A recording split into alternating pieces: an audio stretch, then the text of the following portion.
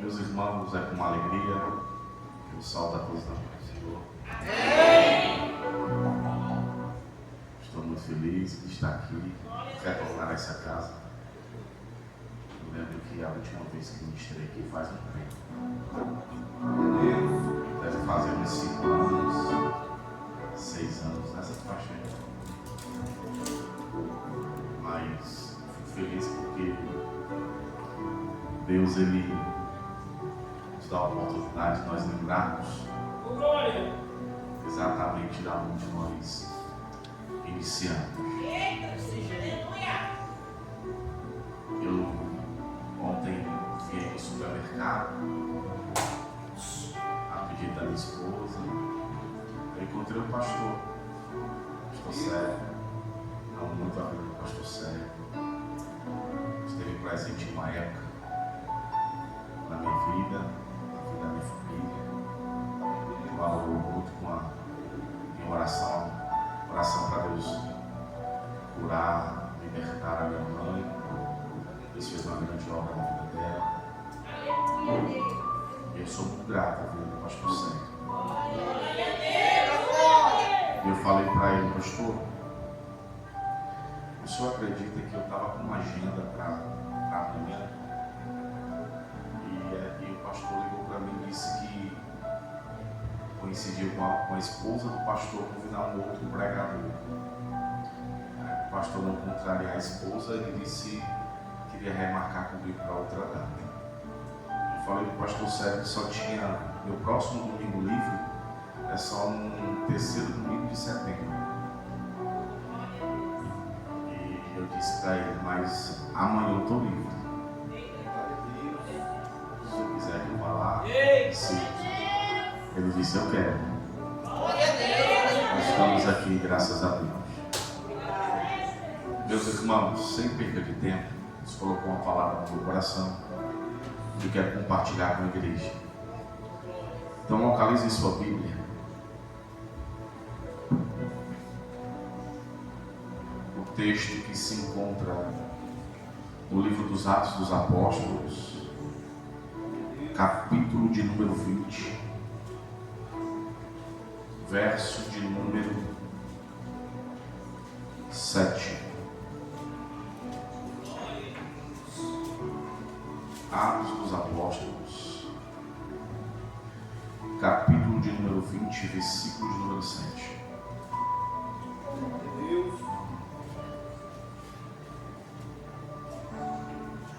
A versão da minha Bíblia é a versão NVT, transformadora. Um pouco diferente, mas nos diz assim: no primeiro dia da semana, nos reunirmos com os irmãos de lá para partir o pão. Paulo começou a falar ao povo e, como pretendia embarcar no dia seguinte, continuou até meia-noite. A sala do andar superior onde estávamos reunidos era iluminada por muitas lamparinas. O discurso de Paulo se estendeu por muitas horas e um jovem chamado Eutico, que estava sentado no parapeito da janela, ficou muito sonolento. Por fim, adormeceu profundamente, caiu de uma altura de 3 andares e morreu. Meus queridos, como o pastor frisou, 30 minutos. Eu preciso de 30 minutos da sua atenção. Será o suficiente para Deus manifestar a sua glória, o seu poder e o nosso nome. A primórdia é necessário nós lembrarmos que marca, que evidencia a chamada de Paulo são as viagens missionárias. Agora, Paulo vai fazer uma viagem retornando à Macedônia. Depois da Macedônia, ele abraça os discípulos, depois de uma confusão, de um tumulto, e ele vai em direção à Grécia. Na Grécia ele passa um tempo, mas teve que sair depressa porque os judeus que moravam na Grécia queriam apedrejar Paulo até a morte. Então ele se reúne com os discípulos e fala que o próximo destino era a cidade de Troade. onde ele tinha fundado uma igreja. Quando ele chega em Troade, ele reúne os discípulos. E o texto vai dizer que o intuito deles era partir o pão. Era um culto de Santa Ceia, assim como esse, onde todos estavam reunidos. E Paulo começa a pregar. O texto diz que Paulo prega a noite inteira. Paulo estende o discurso. Paulo estende o sermão. E quando ele estende o sermão, um jovem sentado em uma janela, ele é vencido pelo sono e cai no terceiro andar e morre. A priori é necessário nós entendermos que o texto, o autor do texto, ele vai mencionar o nome do jovem. Ele se chamava Eutico. E eu estava lendo esse texto e pensando, quantos textos há no Novo Testamento, principalmente nos Evangelhos, em que Jesus operou um milagre na vida de alguém, mas o autor não menciona o nome do personagem, mas ele conta a história. Mas o texto vai mencionar, vai fazer questão de mencionar o nome. O jovem que caiu tinha nome, Eutico. Por que o autor vai fazer tanta questão aqui de mencionar o nome do jovem? Sabe por quê? Porque o autor quer deixar claro para nós que o fato de eu ter um nome, o fato de eu carregar um nome, eu não estou isento de sofrer quedas em minha vida. Eu vou repetir isso daqui. O autor menciona o nome, revela o nome, porque o autor quer nos transmitir um ensinamento acerca do texto. Ele quer dizer que o fato de eu ter um nome, eu carregar um nome, eu não estou isento ou impedido de sofrer quedas em minha vida. E eu confesso para os irmãos que eu não iria me alegrar se eu ouvisse uma história de alguém que caiu. Qual seria a sua reação se você ouvisse a história de um irmão que se desviou ou que caiu? Qual seria a sua reação? Será mesmo que seria interessante nós comprarmos um livro em que o autor contou a história de alguém que estava no culto, mas caiu? Será que você contaria uma história como essa? Ou iria escrever um livro dessa história? O autor primeiro menciona o nome, para depois contar a história. Ele poderia não contar porque o jovem cai.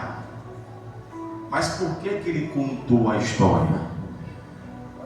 Porque uma queda pode até manchar um nome, mas não apaga uma história. Eita Jesus! Eu estou sentindo a presença do Todo-Poderoso aqui.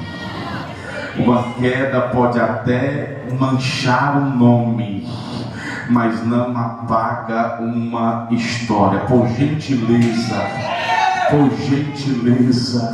diga para o irmão que está do seu lado aí, diga para ele, diga para ela: Deus não tem memória curta. O homem pode até pensar que não tem mais jeito, mas Deus conhece a tua história.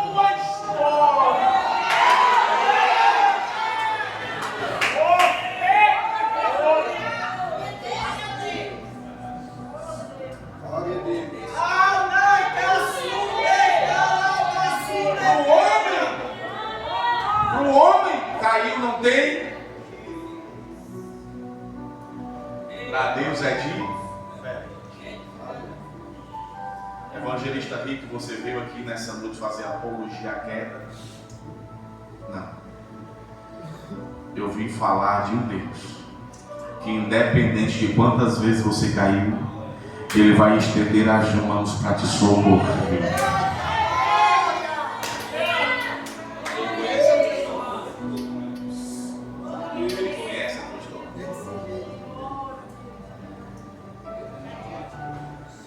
E Ele vai escolher a janela para sentar. O que é que Ele faz? Vai sentar na janela. E as janelas dos cenáculos daquela época, onde cultuavam a Deus, as janelas do cenáculo daquela época abriam como uma porta, parecia uma porta, mas não era porta, abria como uma porta, parecia uma porta, era do tamanho de uma porta, mas não era porta, era. Tem gente correndo atrás de porta, mas no final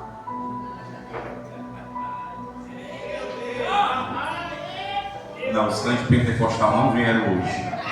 Eu vou repetir isso aqui. Parecia uma porta, tinha jeito de porta, tamanho de porta, mas não era, era janela. Lá vai a primeira palavra profética desta mensagem. Enquanto você estiver abraçado com as janelas dessa vida, Deus não abrirá as portas. Deus me trouxe aqui como profeta para te dizer: essa noite abre mão das janelas, porque o que Deus tem para a tua vida é porta aberta. É porta aberta. O que Deus abre não é janela, o que Deus abre é porta. Quem crê que Deus está abrindo porta hoje? Quem crê que as portas estão abertas? Levanta as duas mãos para o céu e adore.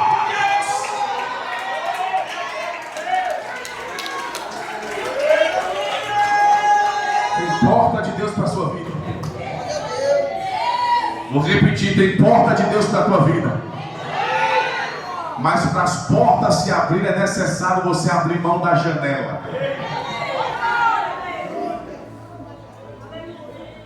Quantos lugares,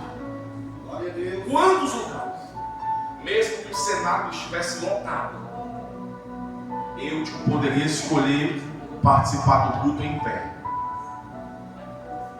Mas ele escolheu a janela, porque janela é uma escolha. Janela é uma escolha. E por que ele escolheu a janela? Janela é lugar de desequilíbrio. Glória a Deus. E ele escolhe a janela. Por que ele escolhe a janela? Porque o seu coração estava alinhado com sua escolha. A janela ele escolhe porque o seu coração já estava em desequilíbrio. A minha vida nunca vai estar totalmente em Deus enquanto eu estiver pisando em lugares de desequilíbrio.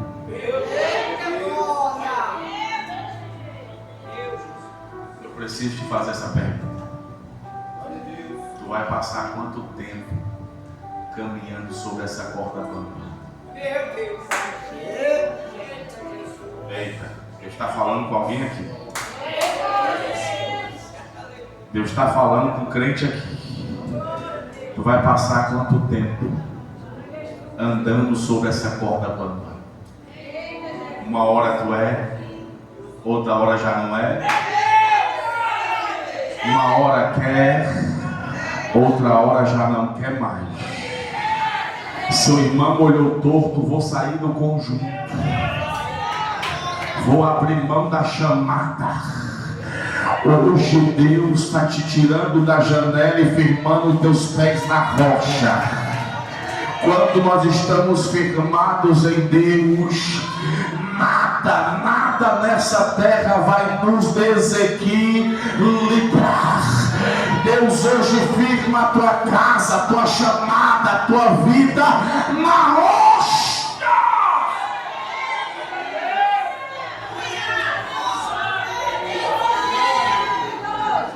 Eu vou provar dentro das Escrituras que janela não é lugar de crente. Vamos para a Bíblia.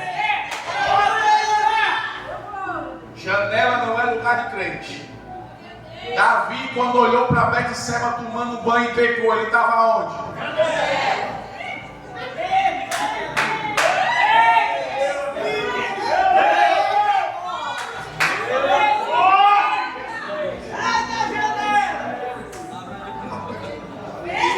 Livro do profeta Samuel. Segundo livro do profeta Samuel. Capítulo 6, versículo 16, se eu não me engano. Vai dizer que Mical estava na e desprezou Davi no seu coração.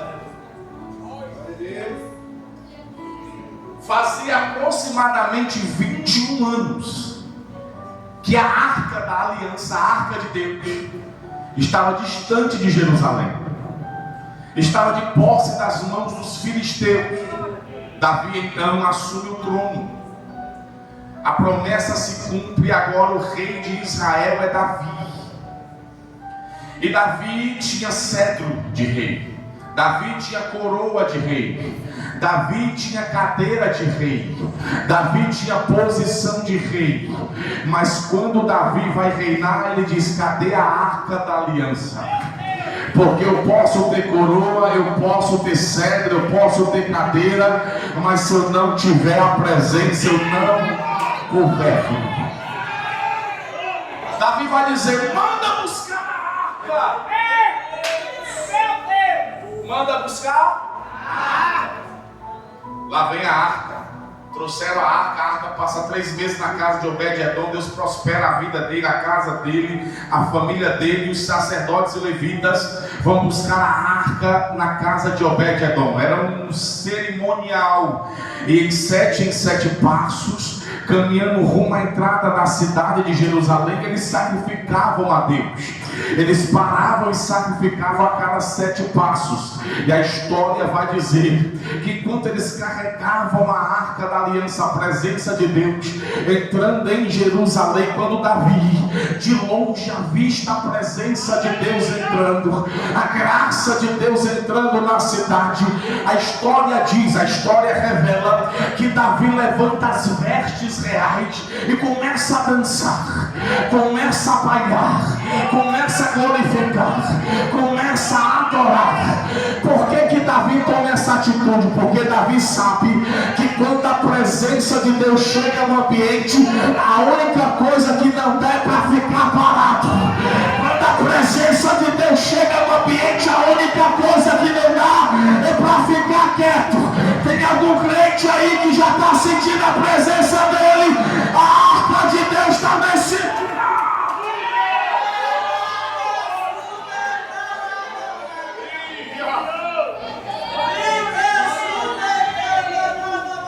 Davi dança, Davi baila, Davi glorifica, Davi exalta. Davi pensou: na presença de Deus eu não sou rei, eu sou servo.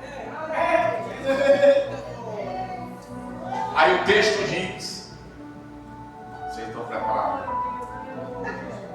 Vocês vão pegar isso. A história diz que quando Davi começa a dançar, Mical estava na janela e desprezou a atitude de Davi.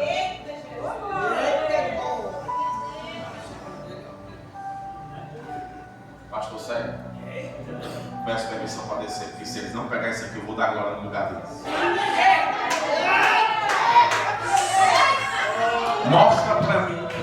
Mostra para mim na história, pelo menos um versículo. Mical parando, reservando tempo para adorar a Deus. Mostra para mim, não tem. Eu folhei a história todinha de Davi e não encontrei Mical adorando a Deus. Aí eu entendi por que ela desprezou Davi. Sabe por que Mical desprezou Davi? Só despreza quem adora, quem não tem o costume de adorar.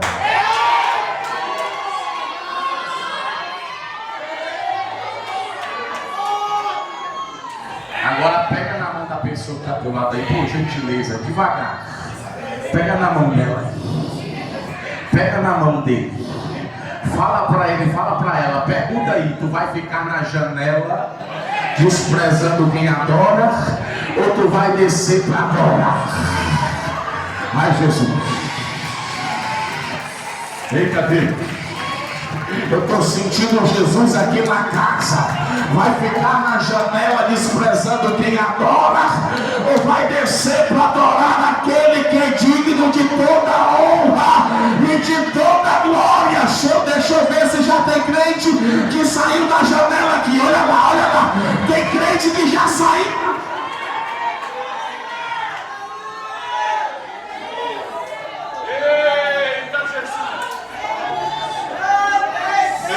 Deus, aleluia. Espírito Santo de Deus.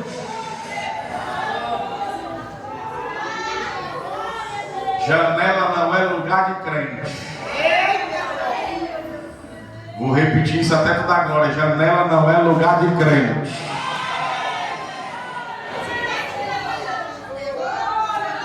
Vai ficar na janela desprezando quem adora ou vai descer?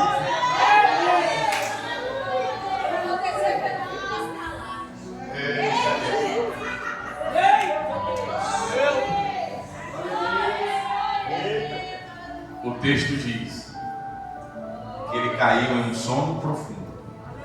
Na versão King James 1611 vai dizer que ele caiu em um sono profundo.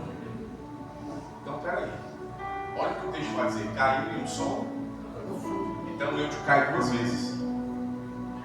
Ele cai primeiro no sono, depois cai da janela. Ele cai duas vezes. É por isso que eu não acredito nessa história de que alguém caiu da noite para o dia.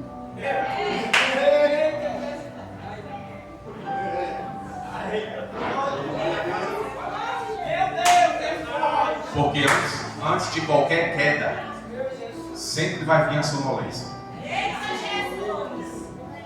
Quer um conselho desse jovem pregador? Quer um conselho? Se você estiver vivenciando uma sonolência em sua vida, por favor, não procure uma janela para sentar-se.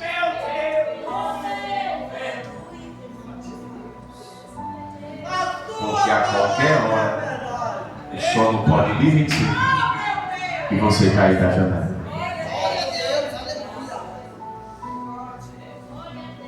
E toda vez que a Bíblia fala de sono profundo, a Bíblia está falando da própria morte. Eu vou te provar isso. Eu estava estudando sobre o sono e eu estava vendo alguns especialistas que falam sobre o sono e todos eles disseram a mesma coisa. A melatonina, que é a substância do sono, para ela funcionar de forma correta no cérebro, é necessário que o ambiente que você escolheu para dormir esteja com as luzes apagadas. Porque se o ambiente não tiver com as luzes apagadas, você pode até dormir, mas o seu sono não será proveitoso, não será reparador. Por quê? Porque o teu cérebro vai entender que não é noite, ele vai entender que é dia. Porque as luzes do ambiente estão acesas. Pasme, meus irmãos. Eu te consegui dormir em cima de uma janela, com as luzes do cenáculo acesas e com o ambiente cheio de fumaça. Então fica claro aqui que Eutico não precisou cair para morrer, ele morreu em cima da janela. Porque a pior morte que existe não é quando a gente morre fisicamente, não é quando a gente morre para o homem, é quando a gente morre para o céu.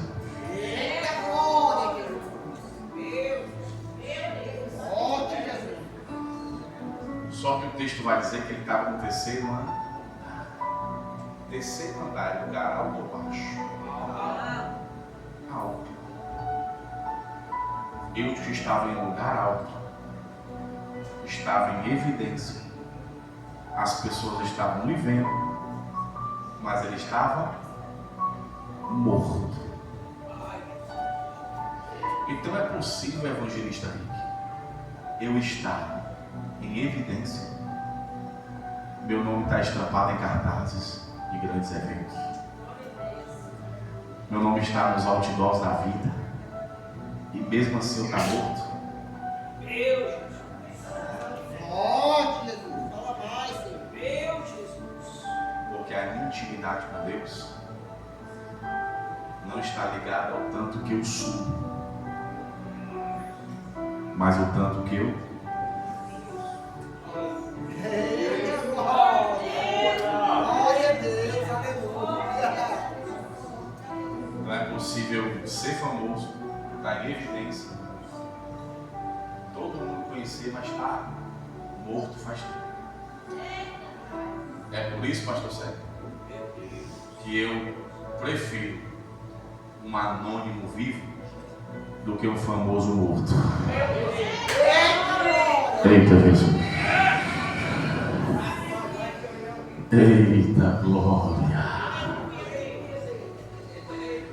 Eu prefiro um anônimo vivo cheio de Deus do que um famoso que já morreu faz tempo, fazendo de conta que está vivo. Meu Jesus. Deus está levantando os anônimos nesses últimos tempos. Deus está levantando os desconhecidos nesses últimos tempos. Deus está preparando a oportunidade para que toda Israel te conheça. Eita Jesus. Deus está preparando a oportunidade para que todo Israel te conheça. Israel não conhecia Davi.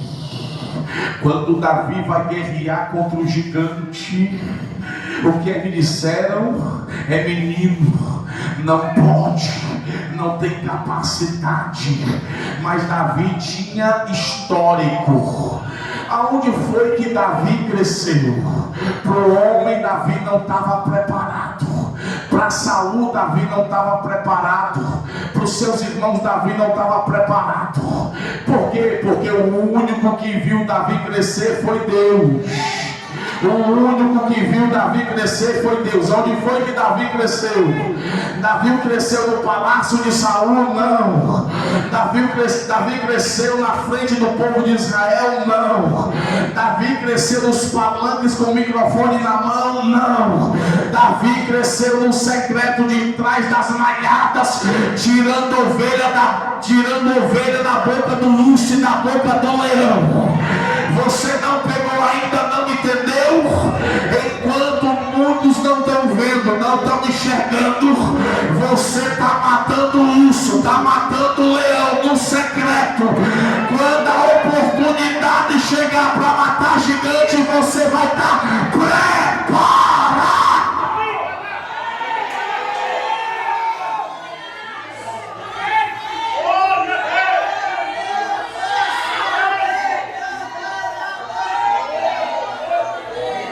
Foi que Davi cresceu onde ninguém estava vendo. Vamos para a Bíblia. Lembra do profeta Jonas? No texto de Jonas tinha 2 missionários. Vocês conseguiram enxergar isso? No texto de Jonas tinha 2 missionários. Vocês conseguiram enxergar isso? Jonas e o peixe.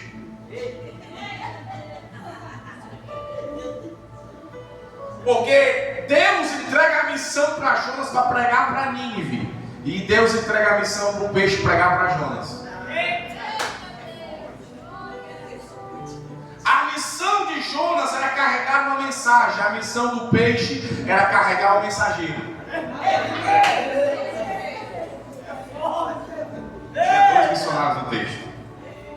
Só que o mais forte desse texto, sabe o que é? É que o texto vai dizer que o peixe era grande. O peixe era um grande peixe. Aí eu te pergunto, se o peixe era grande, onde foi que ele cresceu? Se o peixe era grande, onde foi que ele cresceu? Nas profundezas do... onde ninguém estava.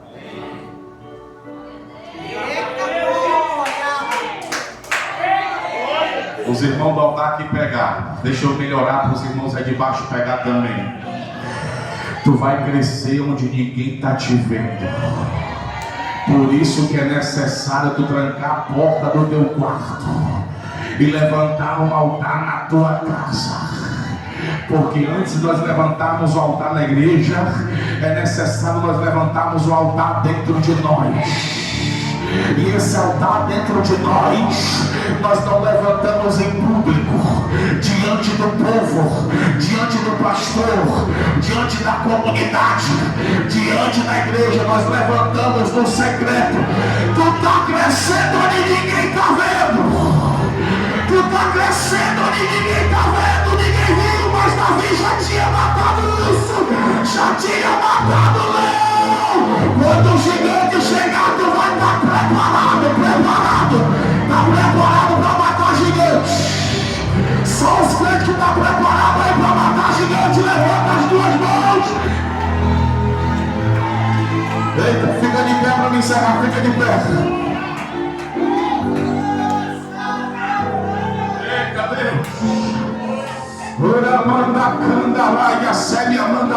Eu não acredito que seja só eu e o pastor Célio que esteja sentindo essa presença. Eu não acredito. Tem alguém aí no salão da igreja sentindo essa presença? O grandão da Galileia está aqui. A presença dele é real nesse lugar. A graça do Todo-Poderoso está aqui. Quem está sentindo ele? Quem está sentindo ele?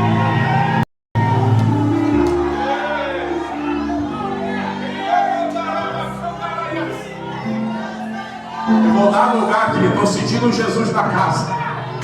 Meu Deus. Deus está renovando aqui. Deus está batizando com o Espírito Santo aqui. Eu ouço barulho de corrente sendo quebrada. Deus está regenerando, libertando, realizando a grande obra nessa noite. Deus realiza a tua obra, Espírito Santo.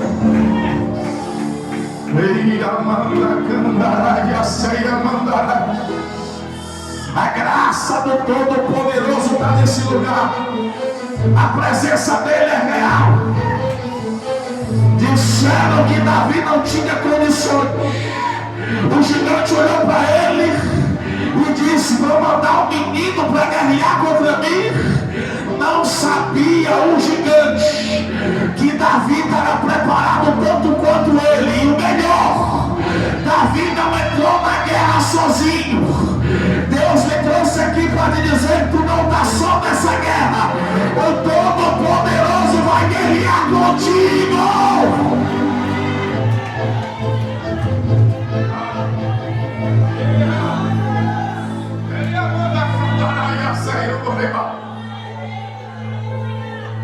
Meu Deus, renova a tua igreja, Jesus. Renova a tua igreja, Jesus. Tem crente chorando aqui, tem crente adorando, tem crente sentindo.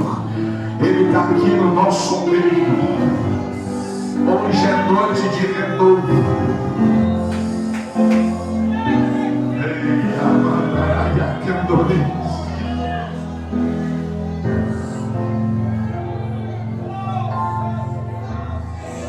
Já não tem mais tempo. Quem sentiu Deus nessa mensagem, deu ali na salva de palmas que ele merece.